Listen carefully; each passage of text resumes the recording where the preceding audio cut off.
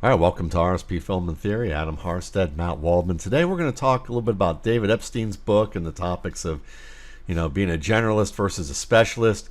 And we'll talk a little bit about. I know so many people are just, had enough of politics, but we're gonna talk a little bit about politics and sport and just the whole idea of politics and sport and kind of the histories of that and our thoughts on it and in life in general, things like that. So just to start off with, Adam, introduce us to some of the kind of the summary of what David Epstein's work is about that we're going to be talking about today, and your thoughts about this particular topic of generalists versus specialists and all the other subject matter that kind of is embedded within that.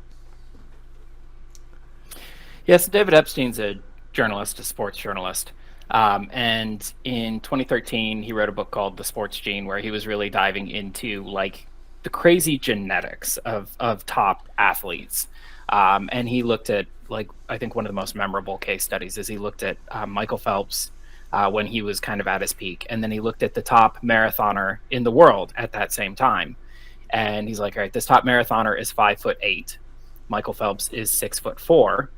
If you measure their legs are the exact same length. This top marathoner has a very short torso and these crazy long legs, which are fantastic for running long distances. Michael Phelps has these crazy short legs and this crazy long torso, which like enables him to operate more like a boat where he's skimming across the top of the water rather than struggling through it, which is fantastic if you're trying to swim very quickly and over long distances and efficiently. And so, there's talk about obviously the things that make Michael Phelps great. He has an incredible mental resilience and the ability to dedicate himself to the craft that I think a lot of his top competitors lacked. And like you look at the greatest performers of all time, Michael Jordan had like a sociopathic dedication to his craft, but also Michael Jordan was tall. If Michael Jordan was 5'2", he's probably not Michael Jordan, even if he has that same sociopathic dedication to his craft. And so it's looking at, and it's funny too, people want sports to be a level playing field, but sports are never going to be a level playing field. Whatever sport you're going into, unless you won the, I'm assuming most of our listeners did not. I certainly did not. You're operating at like a serious physical genetic disadvantage. And so that was always interesting to me. But he did a later book in 2019 called Range, which is a bit more near and dear to my heart.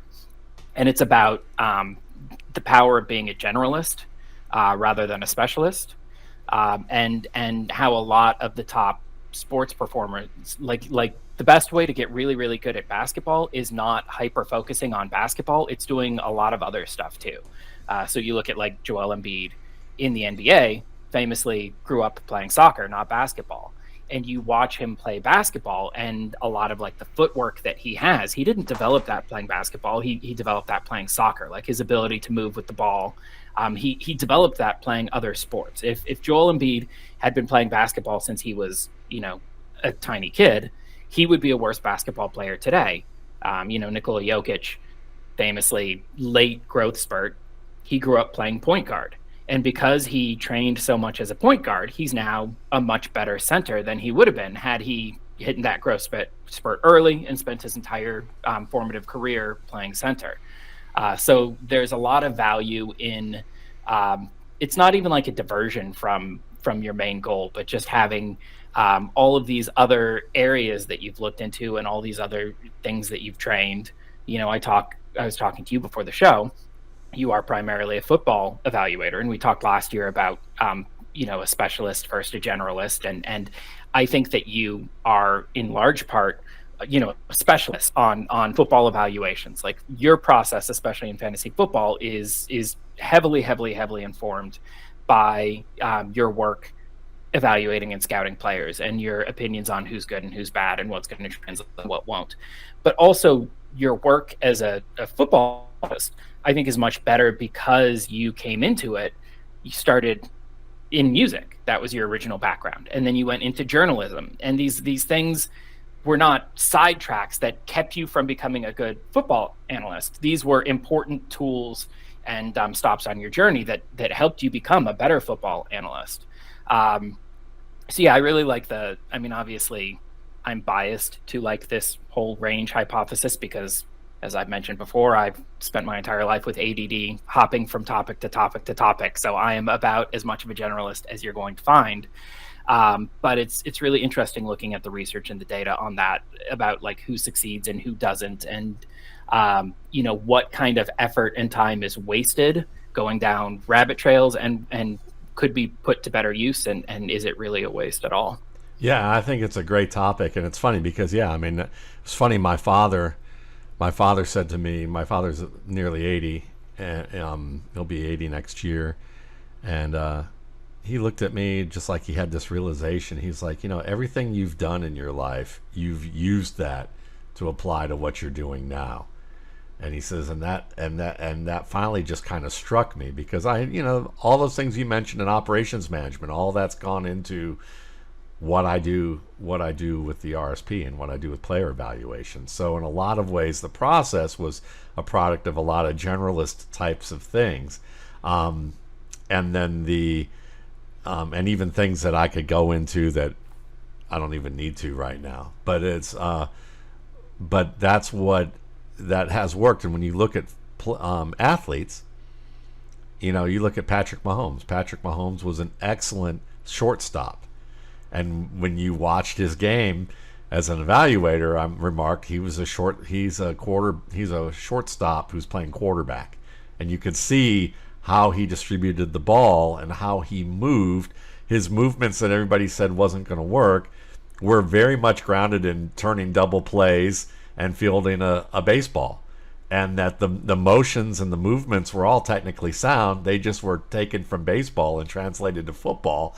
And he had a trainer who was wise enough to say, how do we strengthen and your body and keep it as flexible and maneuverable as possible so that you can continue doing these things, including when you get hurt? How do we rehab you so that this doesn't diminish when you're out on the field playing with an injury?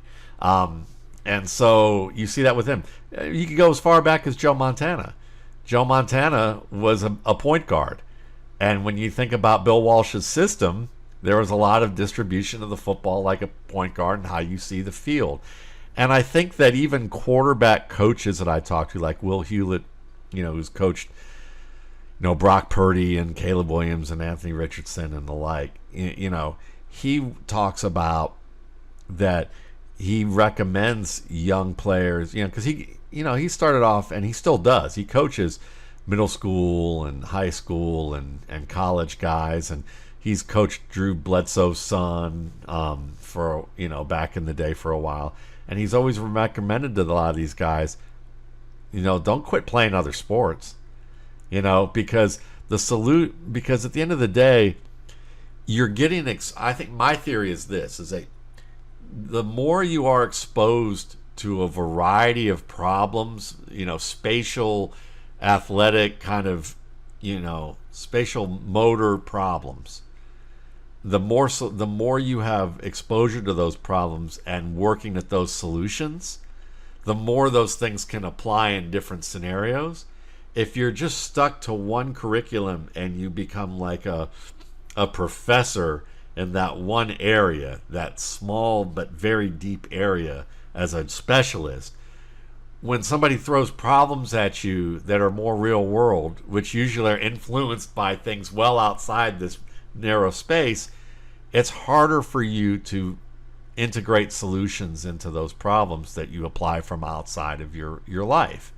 And I think that that's where you see Mahomes, is so good at being able to solve problems, or Joel Embiid, being able to solve problems, because he's seen enough different ways of solving it, and he's had enough practice with his body to be able to do things that maybe are beyond just the drill that he learned in practice that focuses on one technique. Or he's taken those drills and said, you know what? Let me expand on that in my own life. And musicians do the same thing. Like, one of the best examples of someone who is like the Patrick Mahomes, or maybe Patrick Mahomes is the Charlie Parker of jazz. And you look at Charlie Parker, who really helped reinvent jazz in a lot of ways, and move it along at almost like basically taking a full step in the evolution, where you usually have like individuals maybe contribute to that evolution of something. He was someone that in a lot of ways it was almost like he individually took the music and moved it a full step forward. And it used to be big band music, and which was pop music at that time.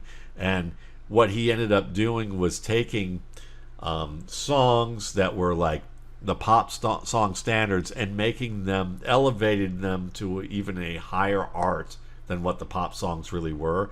And both, from a harmony standpoint, from a rhythm standpoint, from the way, so he used to do, they used to do things like make contrafacts. And a contrafact is like taking like a pop song and then completely changing the melody around and using but maintaining the same harmony, but maybe adding a few more sophisticated things to it. But at its core, it's still the same thing. But when you look at Charlie Parker, the story about him was that he was an absolute genius, and that he had unbelievable technical facility. I mean, he could play things at a lightning level of speed and control and complexity that was just mesmerizing to people. Some people thought it was the drugs because he wound up a heroin addict, and so there were a lot of people who tried heroin. And while there are actually some musicians, anecdotally, a lot of great musicians who talked about that heroin sucked on a lot of levels, but on one level it actually created a space where you just didn't give a fuck about your audience, so that you could and things slowed down for you, and you could practice for long periods of time, like insane, like 8, 9, 10 hours, and then go to sleep, wake up, get something to eat, and then do it all over again. And you could just focus, and you'd learn a ton that way. Well, Charlie Parker was known for, as a youth, practicing up to like 8 to 10 to 12 hours a day for a number of years. And an instrument is a very physical thing to do. So it is a wear and tear on your body to do that for that long. But he did that and managed to become technically very excellent in what he did. But one of the curious stories about him within the scope of all this, and then I wanted to give you all this back information about him being a technical and harmonic and conceptual genius of his music, who could pretty much play anything and seemed like he was like 20 years ahead of everybody else and what he was doing, was that they'd go into a bar, or go into a club, and while the musicians were on break between sets, and if he was in there listening or he was playing and he was taking a break, he'd go to the jukebox and he'd often pull up country songs, and the musicians often who were with him, who were really heavily into jazz, were like, "Why are you listening to Hank Williams Sr.? Like, what's that all about?" And he goes, "Have you ever heard the stories? The stories are great." And just was, he listened to Hank Williams, he listened to Stravinsky, he listened to Lester Young and all sorts of other musicians who were a very disparate group. He was a generalist when it came to listening. And when you think about all the complexity of the music that how he elevated it from a complexity scale, the reason it worked is that he could tell a story, that he understood composition at its core, and he could compose something that, even though it was very sophisticated, it was also something that if you heard, you'd like. My wife Alicia, she likes a lot of different musics. I would say that usually when I play certain types of jazz that I like, she's like, when it's really harmonically dissonant and it's got a lot of tension for an elongated period of time, like later versions of John Coltrane's music, or any type of jazz that people call free jazz, where it's really about a lot of dissonance before there's a resolution. that's an acquired taste. I used to hate it when I first heard it, and then would listen to a little bit more and kind of understood it enough to appreciate it more. And there's some things I really love, some things I still don't get. And I play that, and my wife's like, "Can you just turn that shit off? I can't hear that," you know. But I remember playing Bird, and really all the great musicians that you hear who are like studio musicians who played on Motown or who play with great rock groups or tour with these great pop musicians that are very popular. They all have most of them are rooted in learning bebop, which is the style of jazz that Charlie Parker created. If you can play bebop, you can pretty much play any kind of music because of the stylistic variations of what bebop encompasses, because they use all sorts of different types of musics rhythmically from that, and also the harmonic and rhythmic sophistication with it. So, and being able to compose within all those structures. So the fact that Charlie Parker could tell a simple enough story that my wife, who's an 80s and 90s and early 2000s pop, R&B, country music fan, and more in that general sphere, is listening to Bird and goes, "I really like that. Like, I hear blues. I can hear the blues in that. I can hear, that's it. It tells a story, and that shines through. And I think that that's the value of being a generalist. It's the value of like good writers who maybe are doing a lot of sophisticated things in their telling of a story in a book, but the story's still simple enough, the plot still rings strong, the character development still rings strong, that you're still compelled by it. And so, the fact that Charlie Parker listened to country music makes sense, because country music's all about the stories. He appreciated the stories, and his stories translated, even if they were more sophisticated on a level of like harmonic and rhythmic depth than what Hank Williams was doing. But the roots were still there. And I think you see that with football players. You see that with good players in any sport, where they draw upon those other things. And then when it's time to work at their craft, because I think it's about in your youth and your developmental period that you be a generalist. And then when you've absorbed enough, now you start being a specialist. It took me 15 years of being a generalist as an adult to figure out, I can combine all these things to maybe create an evaluation process. And then at that point, I became a specialist, But a lot of but the appeal is what you said. What it draws upon is you can see the generalist stuff that shines through in that. Yeah, and I think that's very true. That it's never too late for skill acquisition. And like, I will still try to pick up new skills, but typically, now when I'm trying to pick up a new skill, I have a purpose in mind when I'm picking it up. But I think, when you're younger, when you try a lot of different things, even if they don't necessarily quote unquote work out, I think you're gaining a lot of background that may pay off down the line. And there's so many great examples of it. Jim Thorpe was like one of the most famously, like one of the first truly famous football players. Just an amazing athlete, set an Olympic record in the decathlon that stood for 20 years. But in addition to that, he was also the national ballroom dancing champion.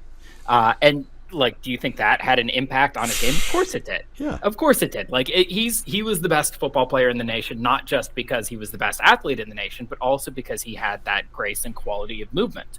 And so there's a lot of carryover there. You mentioned Joe Montana was a point guard. Otto Graham played professional basketball, and actually won a championship in basketball, in addition to making 10 straight championship games in football.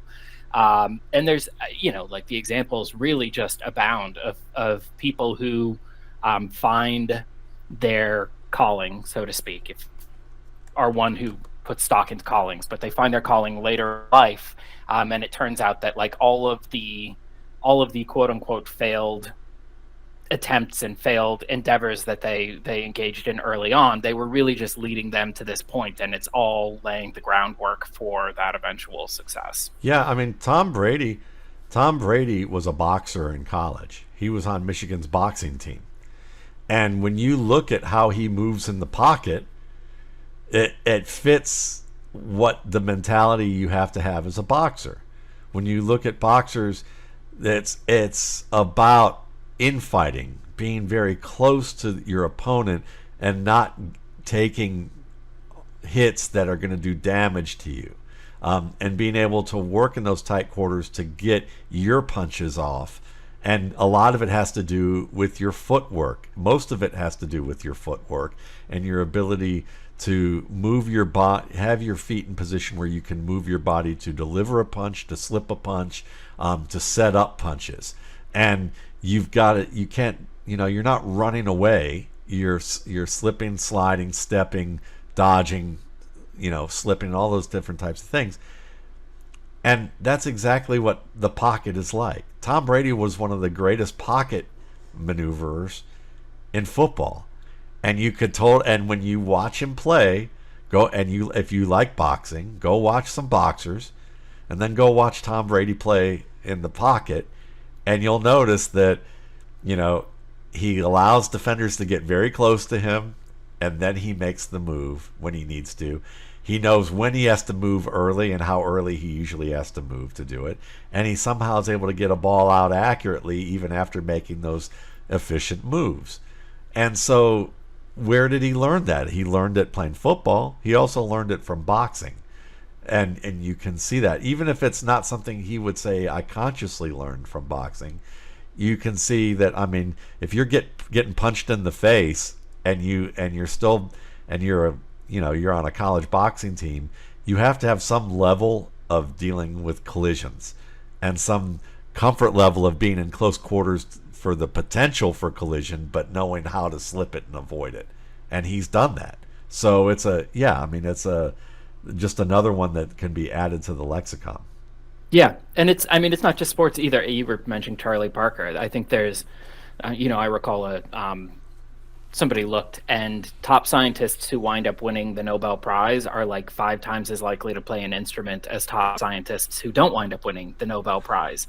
Like, even at that level, and you look at their work and there's like, well, there's nothing that playing an instrument would contribute to this, but it teaches you to think about things in a different way. And also, I'm sure there's some selection bias there, that the type of person who's curious and open to these new opportunities and these new possibilities is maybe more likely to be open to other things in other arenas. But yeah, it's just in like every aspect of life, there's this carryover. And the people who do the best at solving problems, they're the people who learn. Like, the specific skill you want is the ability to recognize where skills will transfer, and to recognize that, like, oh, this is not the solution that I was taught for this, but I've learned something else over here that is applicable in this case as well. And then that's when you wind up creating truly novel solutions that maybe other people are not anticipating, or that other people can't replicate or can't as easily counter. Yeah, and you brought up instruments again, and I think that that's a good place to start with our next topic that you were discussing about practice and development. And I would love for you to introduce that subject as well, because it's about how people practice and how people work on development, and how much of it is it doing things that you are comfortable with, how much is of it doing things that you're not comfortable yet with. Yeah, this is another one that Epstein has written about, that, a lot of people talk about deliberate practice, which is that you're doing something and you're immediately getting feedback on it. And, like Malcolm Gladwell has written about it. It's a very popular concept. But the practice needs to be in a very specific range if you want it to be as efficient as possible for the purpose of improving. Typically, you want to be doing something that you will succeed at 80 to 90% of the time and fail at 10 to 20% of the time. And if you're succeeding more than that, then the thing you're attempting is too easy for your skills. You're not really growing and gaining any new skills as a result. If you're failing more than that, you're also not efficiently growing, because it's too hard for your skills. You're there yet. You're not actually taking away the lessons you need to be taking. And so like if you really want to get really good at something very quickly as possible, that's kind of the sweet spot you want to aim for, where you're trying to get to a point where you're succeeding 80 to 90% and failing 10 to 20%. Yeah, I think that's a great. And it's funny because that's one of the things I read about a lot is someone as an adult trying to learn a new instrument, and even as an adult continuing to try and learn an old instrument. But it has. I find that like for me, for instance, my practice routine with playing the bass, there's like 20 minutes of work that I do every day that when I practice that is the same stuff. I'm just playing it. I'm just and oftentimes I'm playing it very slow, and doing it at a level where I'm trying to be consciously aware of certain things, and I'm trying to learn something different within the same thing that I'm doing. Sometimes it's about making sure that my fingers are on the right spot on the strings. More often now and that's where it started, and then it was about getting facility with it at different speeds. So that I could play some of these exercises at a different level of speed and comfort level, and so that it was in time, in tune, no flubbing of notes at all with the strings, and now it's more about the neck board and knowing what those notes are at any point, because that neck board is like aisles in a grocery store, with a bunch of food items, and at any point somebody's saying, "Hey, do you know where the oyster juice is?" And you can say aisle 7, at the beginning of the aisle, third shelf, and at a time it feels like that when you're doing it. Like with my bass teacher, we'll laugh because he'll say, "Okay, play it over here on the neck," and I'm like, I'm completely lost. Like I can play scales up and down this, I can do all these types of things. But it's weird to me as someone who has a linear instrument where, like playing the saxophone, I know where all the notes are on the saxophone. I don't have to think about where those notes are. But on a bass where, there's a lot more range, it's funny because I'm like, at this end of the neck feels like home. I feel like I know everything in the neighborhood. This one feels like the town I'm in. Like I pretty much know where it all is. And this one's, you just drop me in a neighborhood, I have no clue where I am, and I'm having to I need a compass right now, So, or I feel like Kenyon Drake running a zone play and as a young player who looked totally lost. But that's kind of the thing. So you start playing. Now sometimes it's about thinking to myself the note, before I play it. What note is this? And going through that. And I've been doing that for 2 years now. And it's funny because when I go and I play it slow like that, then you'll do something where you'll play it super fast. I'll every once in a while, at least 2 or 3 times a week, I'll try and play it at the fastest speed that I can play it. And it come out smoothly. And so, you have routines like that. And then there's things after I go through that routine, then I'm trying to learn new things, and again, starting slow to where you can, even if you can only play a phrase correctly at a slow, steady rhythm, that's fine. You're not, and I think that that's the same thing with any type of physical development or mental development of what you're doing. Start it slow. Do it to where you can do it in a fluid, accurate way at whatever time and level of period that you can do it. Whatever, if it's not the whole thing, if it's in a fragment, do that until it becomes second nature, and then you move on to the next thing. And I think that's why it's hard for people to grow sometimes, because the patience level to do that is a test, and it's a test for everybody. Nobody enjoys that. I mean, I laugh because I spend probably when I practice, even now, even like last night I practiced saxophone and I'm like playing over like an R&B tune where there's this guy soloing on a tiny desk concert that I saw on NPR, and I learned the solo by ear, and I'm playing along with him, and I've been playing along with him for about a month now, you know. And I laugh because I think about like I look at it almost by like looking at what my dog thinks about this, because he comes in, sometimes he comes into the room and wants me to shut up because it's like 10 o'clock at night and he would like to just go to sleep and I'm too loud, and he'll come in and sidle up next to me and look up at me pleadingly like he wants me to stop. Sometimes he just lays down at my feet and relaxes or gets playful, you know, and goes from there. But I laugh because I think about, you know, at times when I'm working on something that is not, you're not comfortable with, I laugh because I look at the dog and he can hear it and he's like waiting for me. He wants me to end it because it doesn't sound good, you know, and I've been playing it over and over again. It doesn't sound good. And then when I've got it down, he's actually sleeping right next to me as I'm playing and just totally relaxed. So it's almost kind of funny to have audience feedback in an animal, and you can kind of see where you're at gauging, you know, and it's about your patience level with it. And you can almost see him as a barometer for the patience level that any human would probably have with themselves who are not accustomed to that process of development. At first you're like that dog, you're like, this is not fun, I'm not enjoying this, I'm bored, I don't sound good, please stop this, let's go on to something else, your mind negotiating with you. And then after a while it's like second nature, you feel like you can do it in your sleep.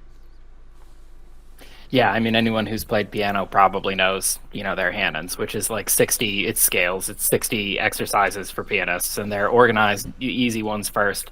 And you play the easy ones at a speed where, again, you're going to be hitting 80 to 90%. And then once you get there, you kind of crank the speed up a little bit. And then once you get there, you crank the speed up a little more. And then once you get that, you move on to the next one. And then you crank it up, and you know, it's, you know, miserable. But if you go through it, eventually you get through all 60 and you get to the point where you're doing the toughest exercises at full speed with that 80 to 90% success rate. And at that point, you know, technically you have all of the skills you need to play pretty much anything. And this is why quarterbacks and running backs and different players, when you watch them as rookies and they're like, say, oh, I don't know, Derrick Henry in the footwork exercise where Paul Kuharsky said, look at him not failing through this footwork maneuver in first day of training camp, and people going, oh my God, he's got bad feet. He doesn't have good footwork. I remember hearing that hubbub, and then like I brought Chad Spann on, who was a, you know, former NFL running back and has worked with a lot of players. You know, Chad explaining to our audience, no, this is how footwork exercises work. Here's the progression that running backs go through. He's just not familiar with that one. And there's dozens of them. And he's just learning something new. And here's how we go about that learning process. And it's the same thing when we watch quarterbacks and people go, oh, Anthony Richardson bounced and sunk deep at the end of his drop on this one play, and that impacted his accuracy. Even though he's thrown that ball accurately hundreds of times, you know, in his career thus far, you know, extending back to high school.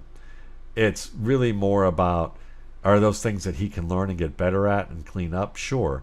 But like sometimes we don't think about the development path.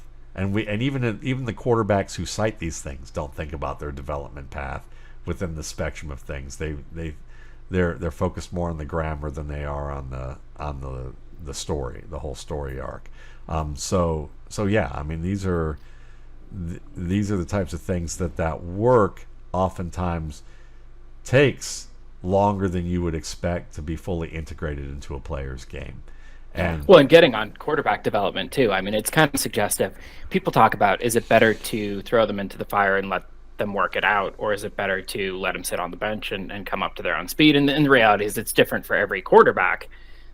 But the reason why is because you really want them in that sweet spot for development where they're succeeding 80 to 90% of the time and failing 10 to 20% of the time. And depending on where you are in the game or out of the game might be that sweet spot. Yeah. And maybe that's why intermittent development may be the best possible compromise for that, because you can determine when they're in that going further than that 10%, and you can take them out of a game. You know? Right, and you can push them and let them stretch, and see how they respond to it. And then you can be like, no, this stretch is too far. Let's back it up a little bit, get back into our sweet spot, or you can say, oh, actually he's dealing with this stretch really well. Maybe let's push a little bit further. Maybe let's, so you always say, the NFL is not really a development league. I do think quarterback is a little bit different because so many coaches know that their fate is tied to their quarterback. It has to be for that position. Right. And we were watching Hard Knocks this preseason. My wife, she doesn't watch a ton of football, but she really likes Hard Knocks. And so we were watching, and they had the Bears. It's showing all these clips of Eberflus sitting in with Caleb Williams, and they're talking and they're discussing. And she's like, why is he spending so much time with that guy and not all the other guys? And I'm like, because if that guy's good, he's going to have another 10 years in the league. And if that guy's bad, he doesn't have a job next year, right? Like it's that stark how tightly your fate as a head coach is tied to a quarterback. So I do think quarterback is maybe one of those positions where like, oh, actually, no, maybe let's try and actually develop this guy. Yeah. Compared to like, if a running back fails. If he can't develop himself, there'll be another guy down the road who can. Yeah. Everybody is an expert on development. Everybody always knows what's best for everybody else. And everybody knows like, this is what that's supposed to look like. And it doesn't look like that. And that's a good sign. And that's a bad sign. But yeah, I do think that it's really just about finding this, and who knows, maybe Anthony Richardson doesn't develop, maybe he does, who knows. Right. But the way you're going to find out is putting him in these situations where he's succeeding more often than he fails, but failing often enough that he's able to stretch and grow and learn from it. Yeah, for sure. Yeah. So let's conclude the show. We'll talk a little bit about politics and sport, because for the past 15 years probably, on at least from the perspective of social media, and I would include part of social media now is news channels devoted to news for a half an hour, and then for the other half an hour every 8 hours or every 4 hours, and then the rest of that time during that 24-hour cycle, it's devoted to editorials and opinion, which is essentially social media. So with that in mind, one of the biggest topics on social media has been, should athletes, should sports writers, should anybody just veer away or embrace politics in sport? You hear the shut up and dribble, or the Colin Kaepernick stuff, and that we don't want to hear about these types of things. We've just had an election that was a contentious election once again in this country, and people feel like people often use their platform to make a stand or to share their views, and it gets people riled up who disagree with those views, and then oftentimes one of the responses that people have is just to stick to sports, type of thing. So I'm just wondering, what are your thoughts about that? If you want to talk about our political state of our society, by all means, I don't need to give you permission to do that, but we can open. I'm just saying I'm open to opening the table on that, regardless, and go from there. I mean, where do you want to begin? Yeah. So I'm not big on normative statements and saying like shouldn't. It's not really my jam. Yeah. People say there shouldn't be politics in sports, and I don't really have an opinion on that. But people say, I want to return to an era where there wasn't politics in sports. And I do kind of see it as my responsibility as somebody who considers himself an amateur historian of football especially, but some sport more generally, to correct the record on that. And so I say, well, okay, here's some things that you might not know about football, which is the area that I know the most. So for instance, I think a lot of people might not know why there is a forward pass in football, because in the 1800s, late 1800s, early 1900s, when football was invented, forward pass was illegal. The reason it became legal is because people were playing it in college and lots of healthy young men were dying.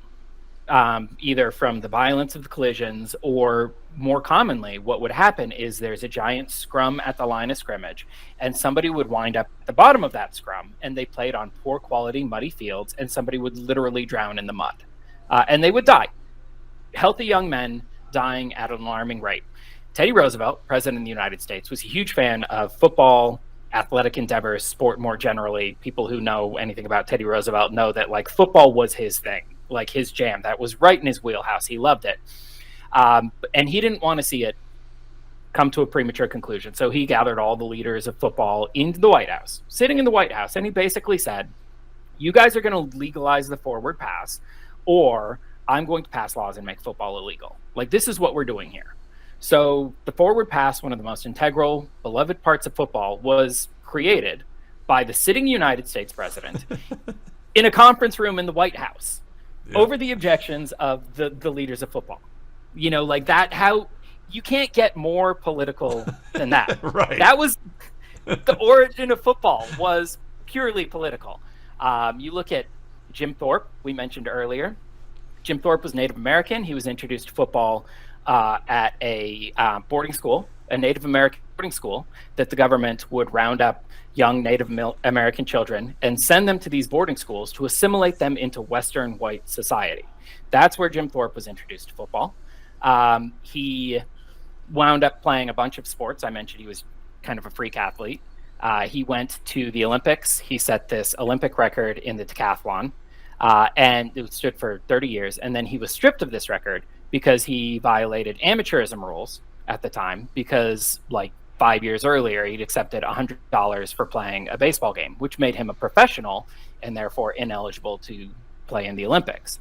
Now, these amateurism rules, they had been invented by elite colleges in Britain some decades earlier, because the fancy aristocrats didn't feel it was fair for them to compete in athletics against common day laborers.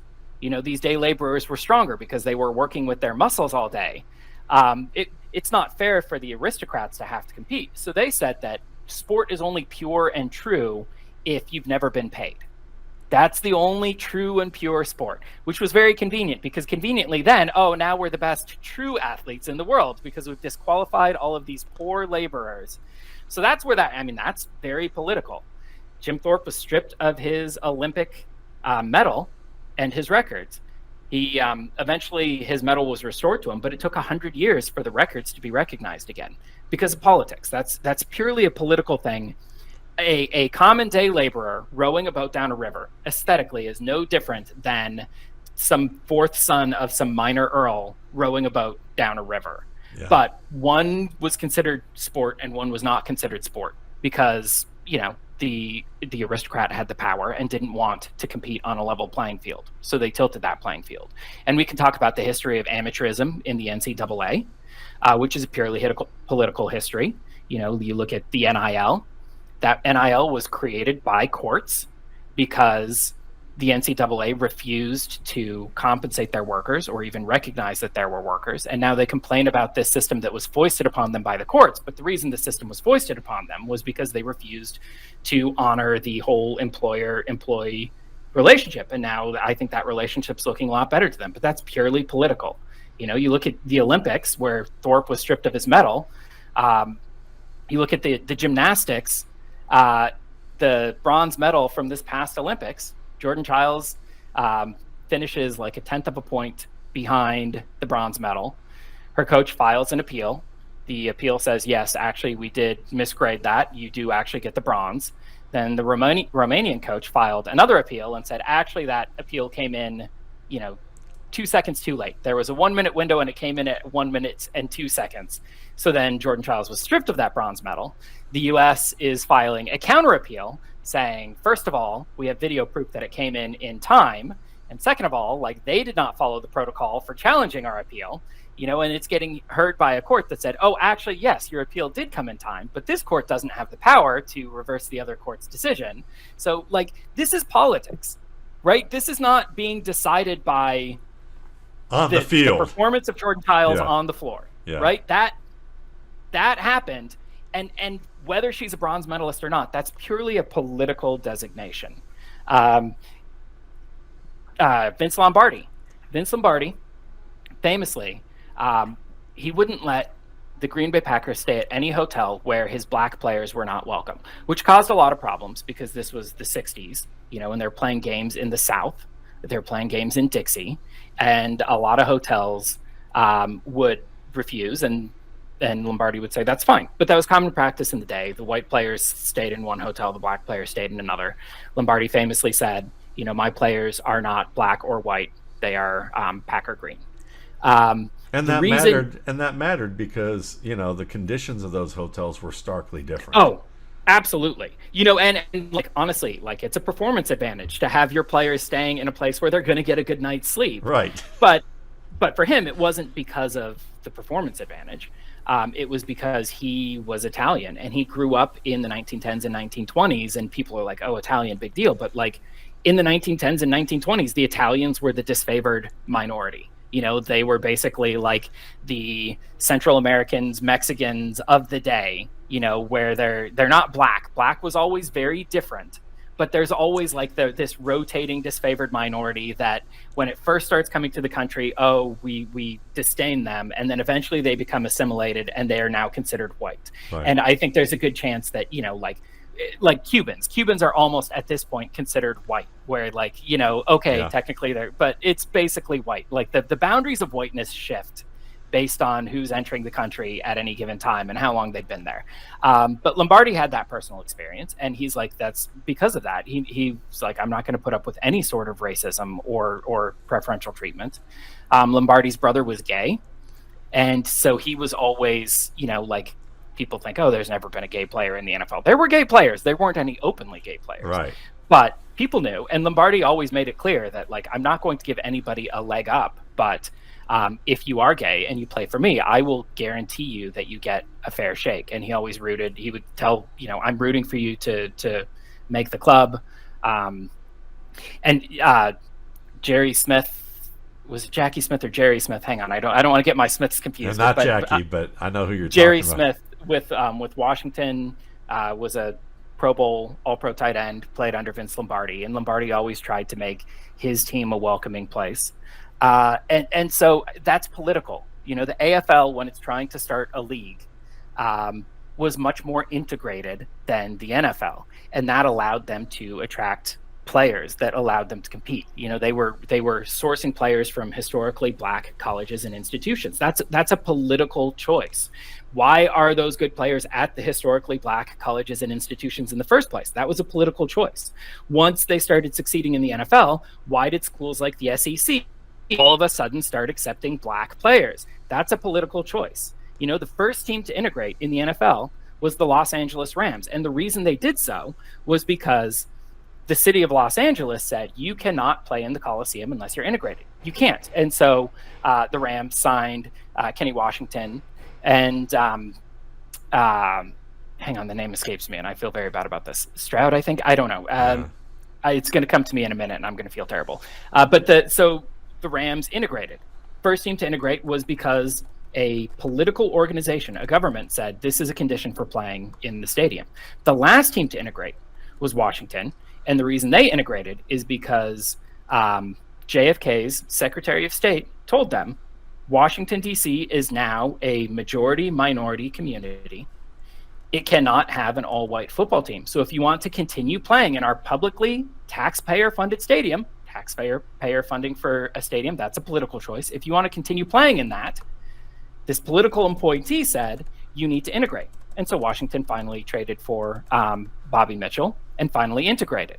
So like that's a political choice. That's a political decision. There's nothing about the history of football that wasn't shaped by courts. The collective bargaining is shaped by American courts.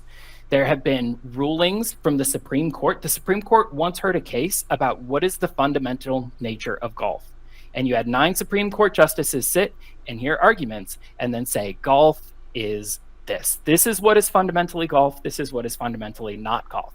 That was a political decision by political appointees defining what a sport is. There's nothing about any of these sports. Our president-elect, Donald Trump, tried to buy an NFL team.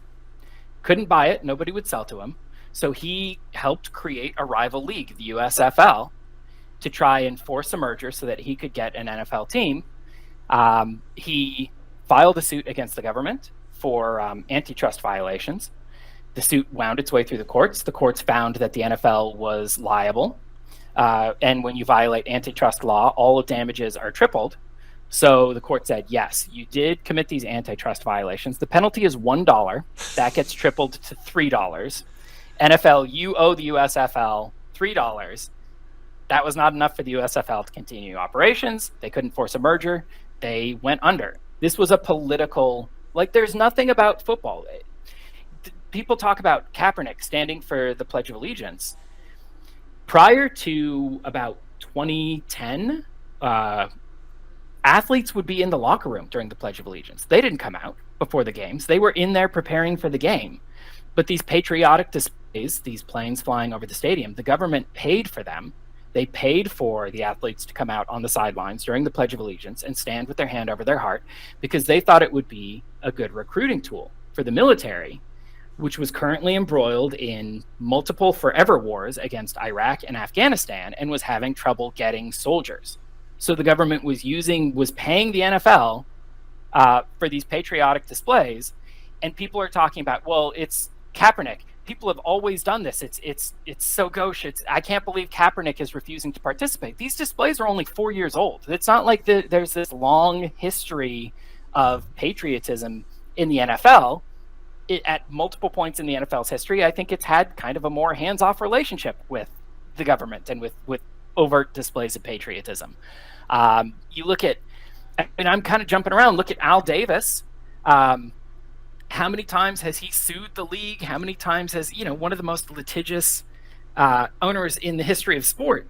You look at the NBA forcing Donald Sterling out for racist comments. Like, all of this is political. There never has been a football that is free of politics. Boxing was rife with politics. Absolutely. I follow football. I imagine if I followed soccer and we're talking about, the World Cup, this list would be 80 times longer. That is the most corrupt and political organization. The Olympics, way up there. It's one of the most corrupt and political organizations out there. I think by those standards, football is relatively tame.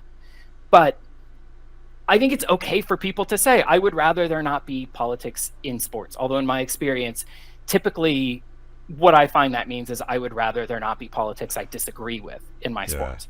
Because I didn't hear people complaining about the overtly political recruitment tools that the U.S. government was paying the NFL for. Because that was, support our troops. That was comfortable politics. That's politics that I'm okay with.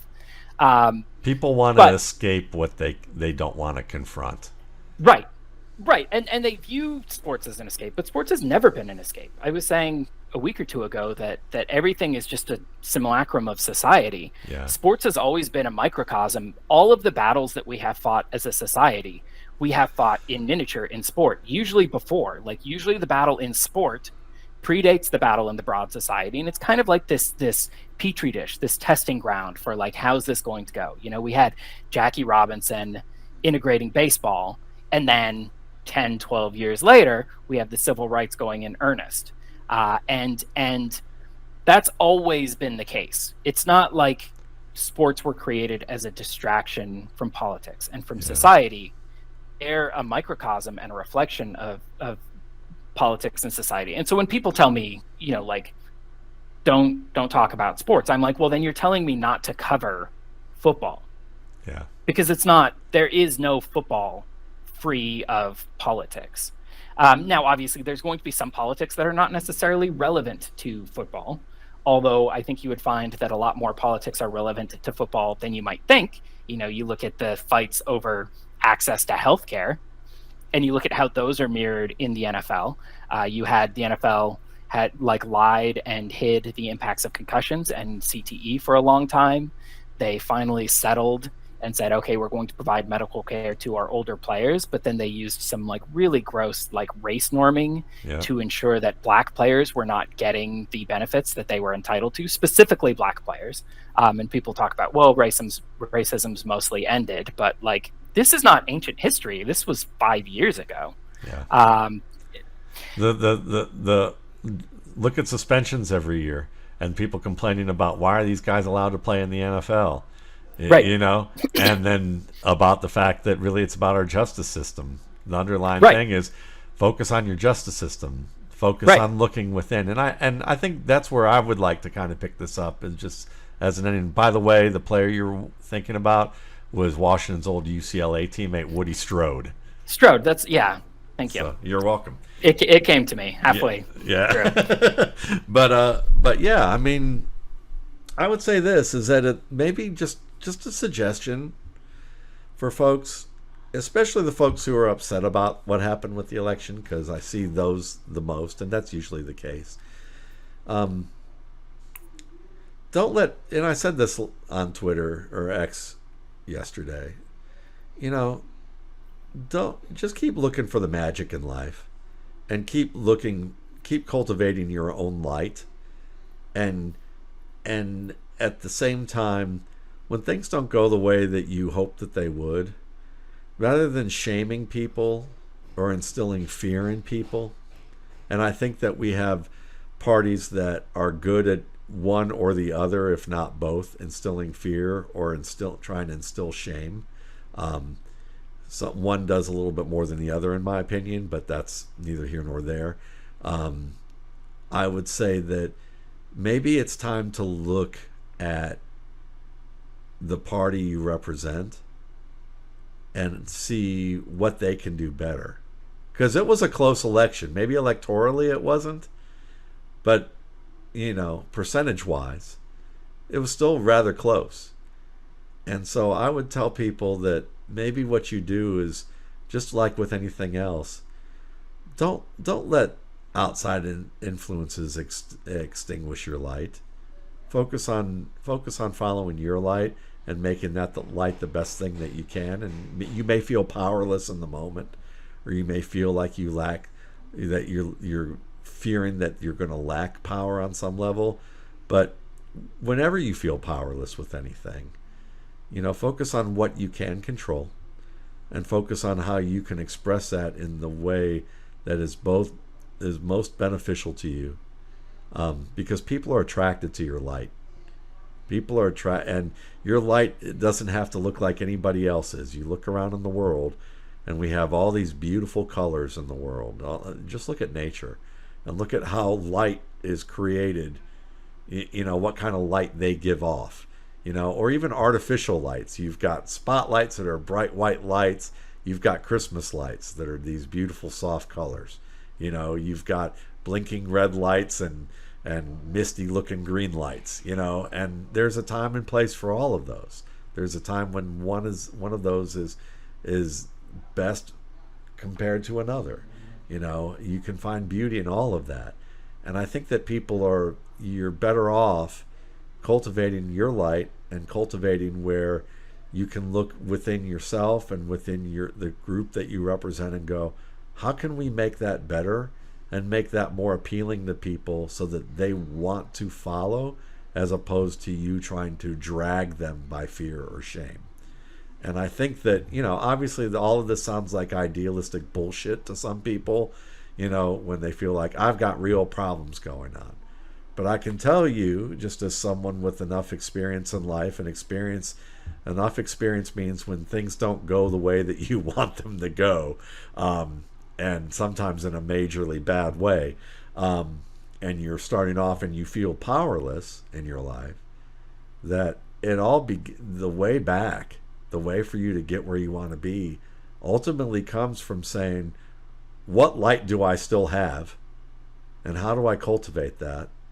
And focus solely on cultivating that, not blaming, shaming others, so that people can see what I'm doing to try and and be attracted to that. And it's always, there are times that you're going to need help from other people. There are times that you're maybe not going to get what a fair shake with what other people wanted, and there are certain conditions that still exist where that's more difficult for some than others. Some people have more privilege with what they're able to with their starting point, But at the end of the day, I would just say if you can do with what you can within your control, you're going to rally more people to your cause. And I think maybe that's something that we need to consider a little bit better on either side of the voting spectrum right now, because I think that a lot of times people gather towards one due to fear. They want safety and security on some level, and then they don't and for them that's the priority over more humane things. That maybe we would want to aspire to the more humane things, but we don't want to shame people into saying you need to be more humane if people are worried about being safe and secure. And maybe part of that, I would just say, is that you look at yourself, you look at the mistakes that have been made, and if you're, I would say, for example, if you're the Democrats, you look at that and do what, like your fantasy football team, if you're looking at this show, which is you look at models, you look at data, you look for answers, and you say, instead of pointing to the other side and saying, you guys aren't human, you guys don't respect me being a human, you guys don't respect me, you guys don't care about me. You may be right. There are some that probably are that way. There's some that are more just thinking about themselves. And you're not going to get someone to change their mind if you call them selfish or an asshole or evil or all those things. They may have those behaviors in them. Some may not. You might be surprised. But maybe the best way to go about that, just from my opinion, is to figure out what you could have done or your party could have done to avoid to not shame people away and to draw people in. And I would say that the numbers say, based on this election to the last election, that the Democratic Party failed to draw people in. And that may be worth looking at. Regardless of who you point the finger at outside of that, ultimately, if you're going to look at what could they have done within their own control, it's how do you attract people? Are you attracting people or are you repelling people? And that's the game. They had a deficit of fantasy points because they weren't creating the avenues to get them. And that, so just from that standpoint, I would say that might be worth some people's while, because rather than going on social media and shaming people and then telling them that you're leaving social media because you're afraid, you don't like these people, you don't like this behavior, you're not being a light. You're not showing your light. If you need to leave and take a break, leave and take a break. You don't need to tell the world why you're leaving and taking a break. That's just my thought. I may be wrong about that. You may disagree with me. I don't care. It's my show. I get to do what I want to say about it. And I don't mind the repercussions with some of that, but I think some people need to hear that, because if you really want to lead, if you really want to be the strength that you think you are when you espouse the humanity that you're rightfully wanting to espouse, you can't run away and tell people you're taking your ball and going home and running away because I thought you were my friends and I thought you liked me. Come on, you grew up knowing that this was the likelihood of these situations. Be an adult, feel your pain, understandable, take a break if you need to, but don't put it on other people. That other people have already put it on you anyway. But be the light that you can so that you can kind of draw that in. I'm not telling you not to be upset about it, not telling you that you don't have fears. All those things are quite valid. But I would say to you, if you want your light to attract people and get where you want to go, shaming and fearing privately with people that you care about, the people who who care about you, of course.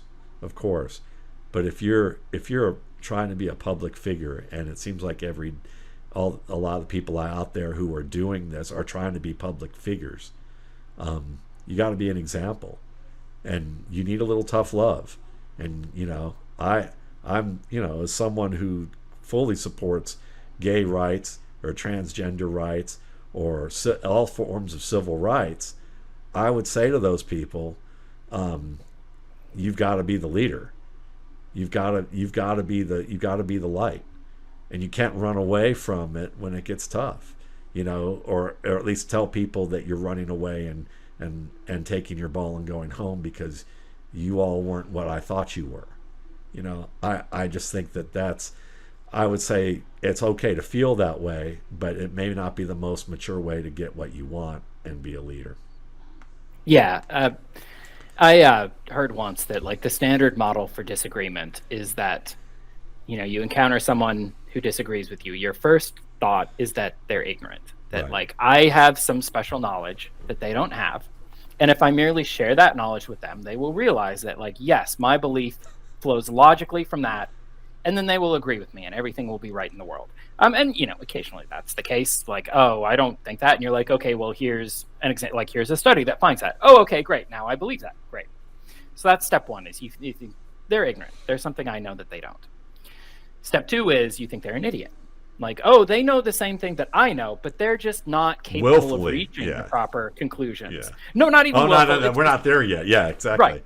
Like they just can't understand the implications, right? And so maybe if I just explain things to them harder, like they will eventually come to the point where they're like, oh, yes, I realize you are in fact completely right. So first they're ignorant, then they're an idiot. And then step three is, okay, I know that they have the same information I have. I know that they understand this information because I patiently explained it to them, and yet they still disagree with me. They must be evil, right? Yeah. They can reach the proper conclusion, but they are willfully and deliberately reaching a different one for whatever reason. Maybe they're partisan hacks or secretly funded by George Soros, or maybe like they know the truth, but they're deliberately obfuscating it. Yep. So that's the standard model for disagreement: is ignorant, idiot, evil.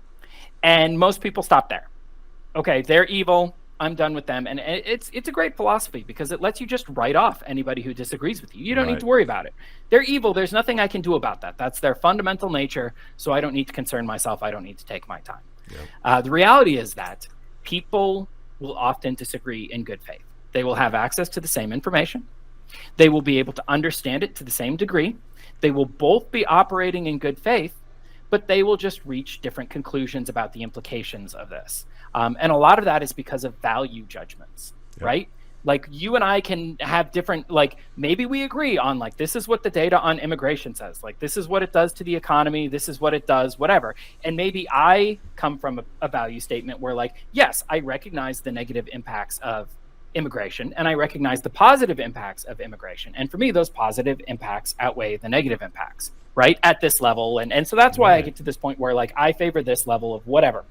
And you can look at those same things and you say, I also recognize the negative impacts and I also recognize the positive impacts. And for me, my preferred levels at this point, that's where those trade-offs are in balance. And it's not that you're an asshole or evil or ignorant or an idiot. We have different values and that's okay. Human diversity, humans as a species evolved to have different values. And we're not evolved to be right. Our minds are not evolved to be right. In fact, our minds are designed to find arguments that support our cause, whether they're right or not. Because truth-seeking in humans is not an individual exercise. It is a group exercise. Everybody in the group comes to their opinions, and they find the best arguments that they can to support those opinions. And they let those arguments hash it out and debate it out. And then the group as a whole comes to a consensus as to whose arguments were most compelling. And then the group adopts that. That's how decision-making and change works at the human level. And you're absolutely right that if you want to win that debate, you need to create a positive vision. You need to offer a positive vision rather than a negative vision where like, you should choose my side because it offers this, and not you should choose my side because if you don't choose my side, terrible things will happen. That can work in the short term, but in the long term, that's not a healthy or productive way to you're trying to bypass this group decision-making process, which is one of the most powerful features of humanity, how we reach this consensus. It's one of the things that has enabled us to conquer essentially the entire natural world. And you're trying to short circuit that and bypass that and take shortcuts. And, you look at the rights movement, you look at the civil rights movement, like that was not an easy or quick path. They didn't succeed by saying, you will support this or else you're a bigot. It was a long and hard fought, and I think shamefully long and hard fought. It's shameful as a country that it took us that long to recognize the humanity of Black people. That, like, this is something that happened in living memory. This is not something in the distant past. There are people alive today who could not legally vote in elections. Like, living, you have My father-in-law had to fight every day in public school because they integrated the school, the high school, while he was there. He was trying to be a pilot. He was getting taught by a local pilot where he grew up in Mocksville, North Carolina. And once the white community found out that this pilot was teaching these Black kids how to fly, they put an end to that, like, immediately.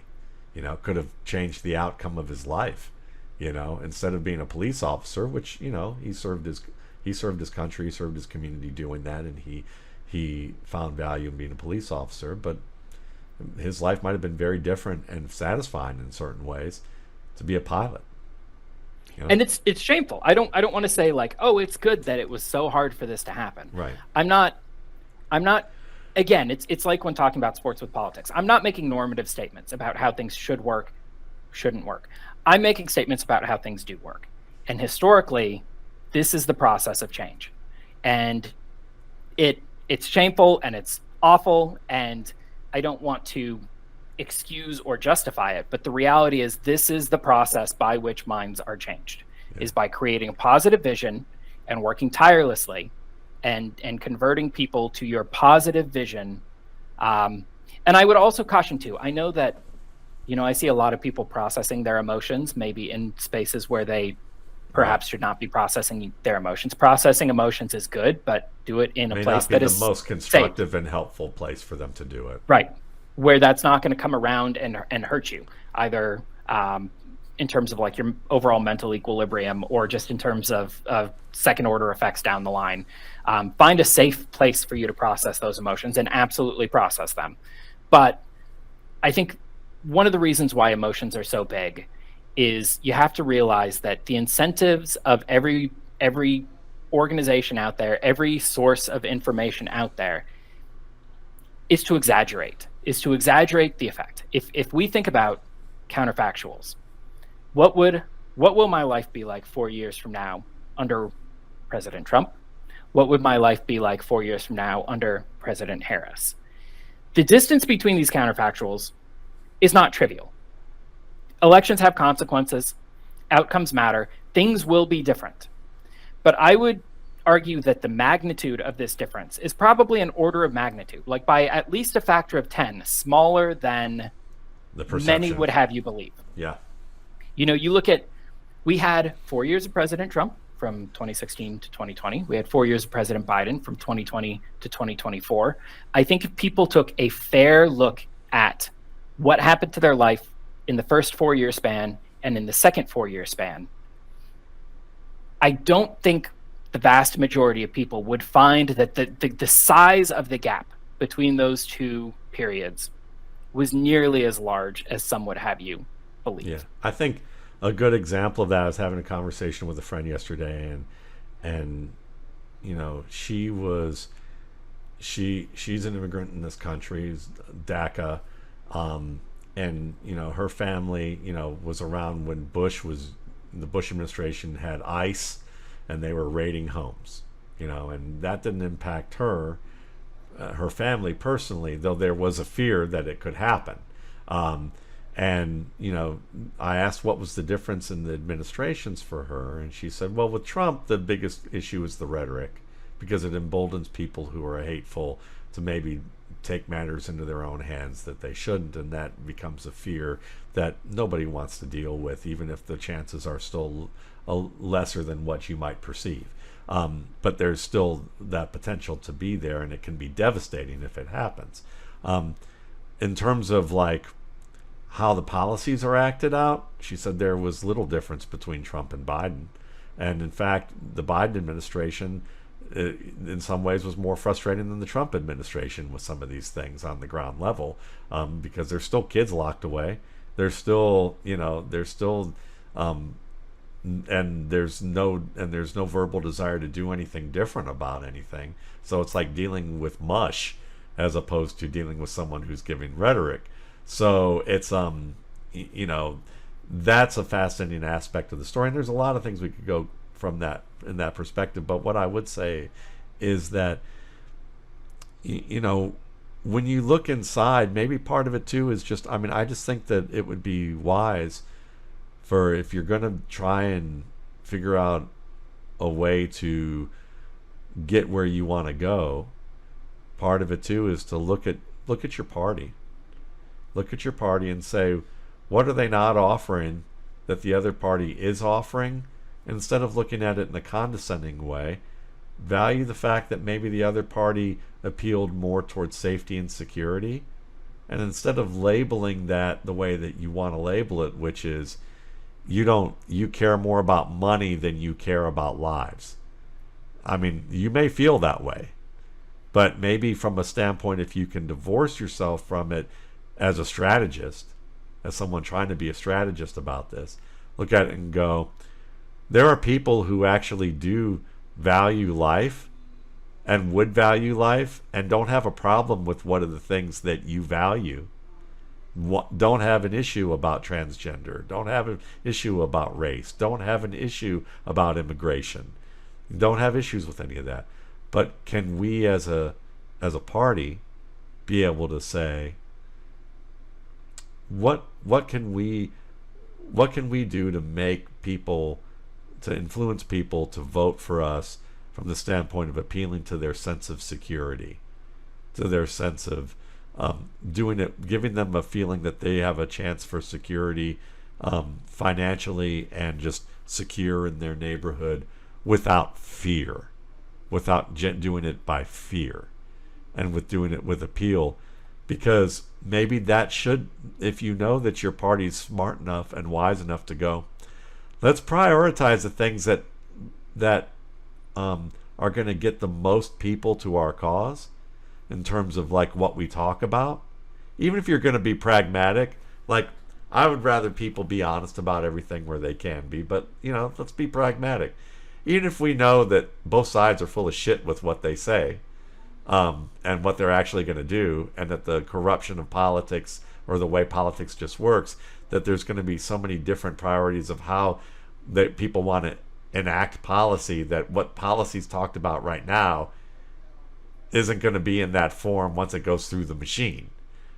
So if you know that, and you know that people still respond to the advertisement of what you're doing in the election, why not appeal to the things without fear and without shame that actually matter to people, rather than being asked something like, rather than being asked, what do you think about the shoplifting proposition out in California? And your response being, well, I don't really want to talk about it until after the election. Maybe the wiser thing, and I'm not saying this is the reason Harris lost, but I'm just giving a reason of what happens, that I think where the Democratic Party is a little blind about some stuff, is that they could have said, and maybe I missed some of this too, but look, crime's bad, we got to do something about it, and we have to do something about that, rather than saying I don't really want to discuss this until after the election.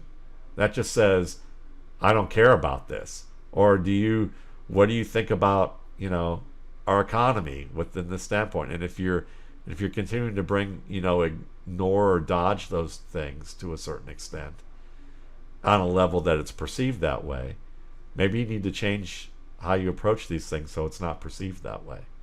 And that's it's easier said than done, but those are things that it's time to look at, rather than to point the finger at people and say you're selfish and evil because you want gas prices to go down, rather than value human life. And listen, I understand that it looks that way for a lot of people, but there are a lot of people that probably would value human life if you were, if you gave them a chance to do it. But felt like that they believed in one idea more than another, and it's more about how that idea was sold, and it's not just about fear. So Yeah, I mean, I think there was a strong positive case for the Democrats, and the frustrating thing was I don't think they were making it. Like they've yeah, done a lot of great stuff on antitrust, and like just a couple of weeks ago they passed a rule that like McDonald's owners are now allowed to fix their McFlurry machines. Like this is something that like the average person understands. Like it's a meme that McDonald's McFlurry machines are always broken, and there's reasons for that. There's the people who make the machine have a monopoly, and they fought to disallow independent repairs.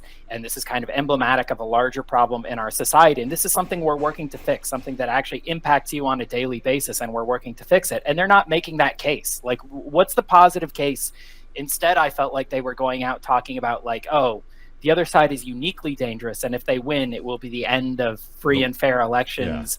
Yeah. Like Harris is campaigning with Liz Cheney on what a unique threat to democracy Trump is, and not campaigning with Lena Khan on how, like, hey, look, non-competes are screwing people out of like hundreds and thousands of dollars every year, and we're working to end that. We're working to put more money in your pocket. We're working to, like every time big companies merge, they promise they're not going to jack up the prices, and then 6 months later they jack up the prices, and there's never any consequences for that. And we're trying to end that.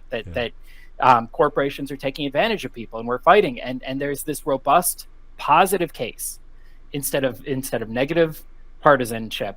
There's a positive case to be made, and I felt like they weren't making it, and that was frustrating to me, as somebody who's not necessarily the biggest fan of Kamala Harris and the establishment Democratic Party.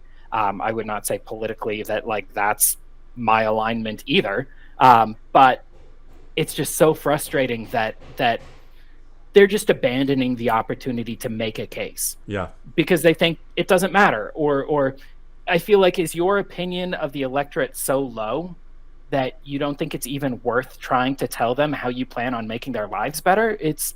Why? Yeah. I didn't understand it. That was very frustrating. That hit the point for me too, and obviously I'm not gonna, I wasn't gonna be a Donald Trump voter just because I felt, for a lot of the reasons that even though, I wasn't going to vote for someone who I felt like wasn't really, who used hateful rhetoric. I just don't think I don't think that's a strategy, and I don't like that strategy leading by fear.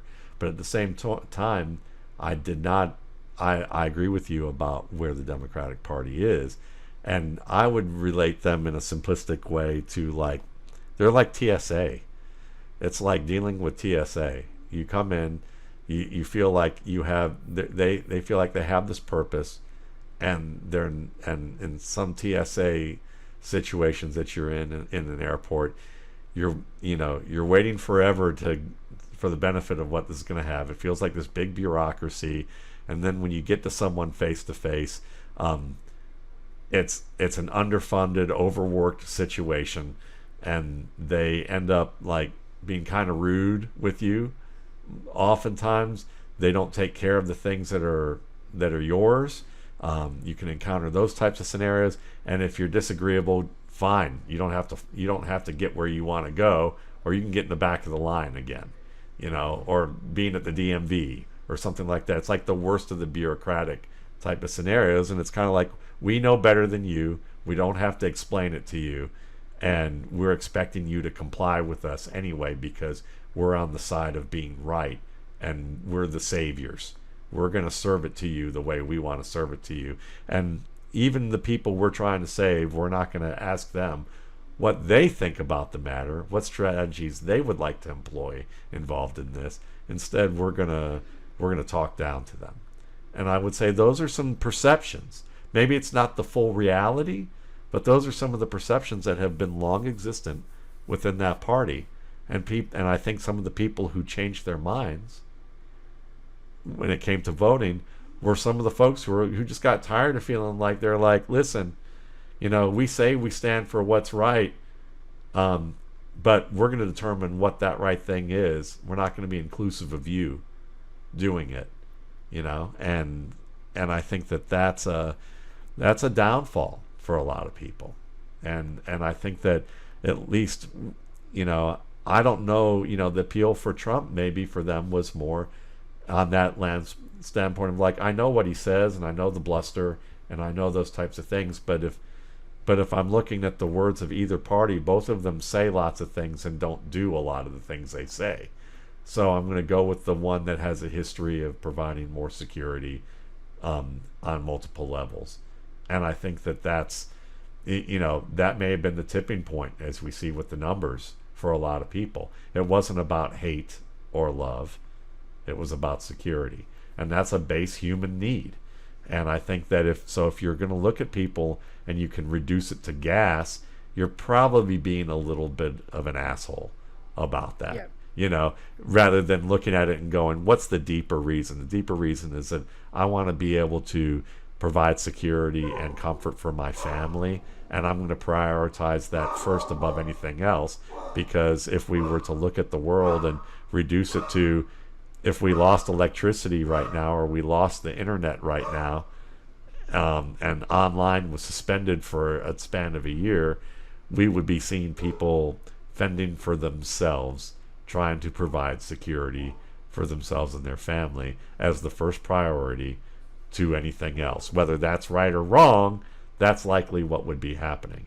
And for us to try and live in this idealistic standpoint of like that does not exist, and that we're not going to cater towards that, at least on a level that makes those people feel comfortable, is missing out. And that's the margin of error for what this election was. And, I know we spent a lot of time on talking about the Democrats, but I think that, that's important for when it comes to what we're seeing in the attitudes there. If they want to get better and be better at what they do, even the people who support them, and I'm one of those people that have supported them more times than not, while I'd like to have a third party, very much so, that is actually got their shit together. That hasn't happened yet. But I would say that it would be nice to see at least one party look at themselves and say, we stand for things, at least for me, stand for things that I think are a higher priority for me and for a lot of people, almost half the people in this country. But how do we present it in a different way that's more appealing?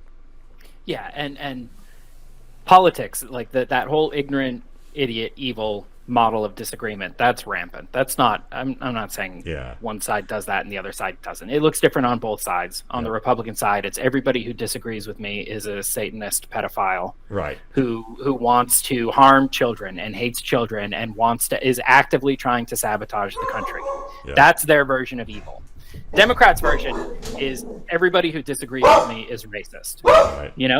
You're ignorant, you're an idiot, or you're a racist.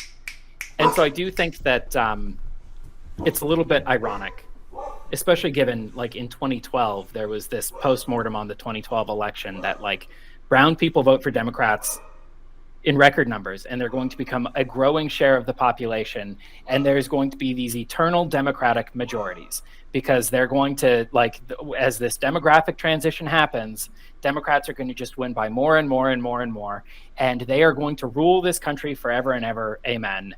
This is inevitable. And both parties were saying this. The Republicans famously had their 2012 postmortem that said, we need to appeal to brown people because otherwise we will never have electoral relevance ever again.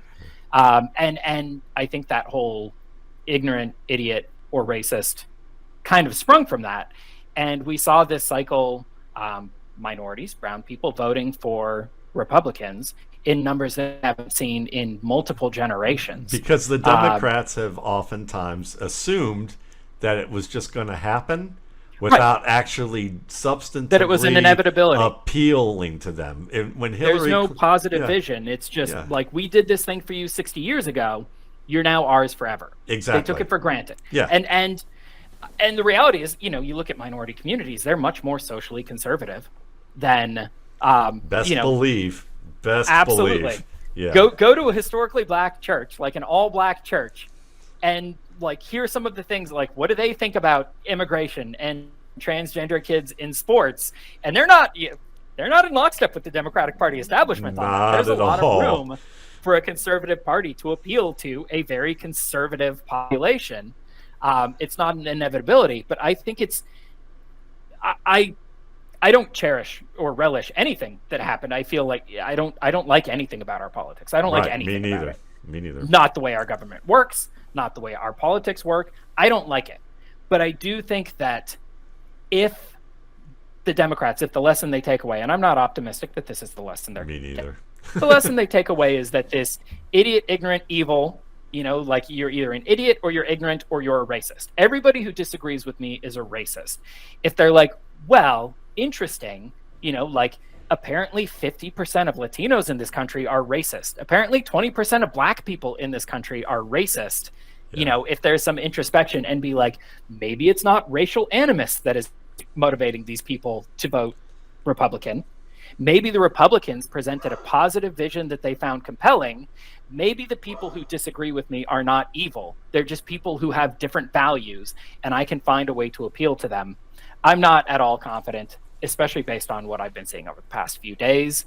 I feel like we've seen a doubling down on, like, they're extra racist. Like, I didn't realize that so many people of color were so racist. That's yeah. the takeaway. I thought, and it's a great philosophy. If you can just avoid the need to ever engage with the other side, because the other side is filled exclusively and solely with evil people, that's a very comfortable place to be, other than, when you're losing elections and whatnot. Yeah. Until some highly liberal person comes along who sweeps you along and decides that let's take advantage of that idea of the fact that all these people think these others are evil, and let's just find a way to get rid of them. We would never do that.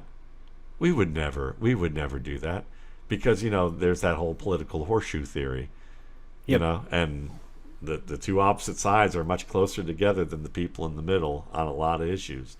And I mean, my underlying belief is that people are all fundamentally the same. Yeah. That like, we're a product of our circumstances, but people who wind up in this one specific camp, like, they grew up in different circumstances. They were shaped by different formative experiences, and that informs where they are today. Just like people on the other camp, they were shaped by their formative experiences. There's this famous article written in the 40s about, like, there was a Jewish woman who was, like, a socialite in New York, and she said, my favorite game to play at parties is Who Would Go Nazi, where we sit around the table and we, I have dinner and I think, like, Wow. Okay, if we were in Germany right now, which of these people would be Nazis? That guy absolutely would be a Nazi. This guy wouldn't be full on Nazi, but he'd definitely be bitchy. This would be like a sympathizer. Like, I don't agree with everything the Nazis do, but they do raise some good points. Yep. And then like my shoe factory is actually doing quite well right now. Absolutely. Yeah. And then you'd have, like, the one person at the table who'd be a principled resistance. And if you look at it in a social party in New York City, and you look at it in, like, a industrial town in Germany, the proportions are probably the same, because people are fundamentally people. It's not like the people over there are some different species than the people over here. They just were in a different situation, and the situation produces different reactions. And if you can't grapple with that the people who disagree with you are not some fundamentally different species. They're not fundamentally evil, capable of being ignored or marginalized. I think it leaves you in a much healthier place. So we're probably going to end it on that note, but we appreciate, for those of you hanging in and sticking around for a 90-minute show, and hopefully you enjoyed the football part, and hopefully you found the politics and football part interesting, or maybe a different look at things, and maybe something worth thinking about from there. So thanks again, folks, and have a good week, and we'll talk to you next week.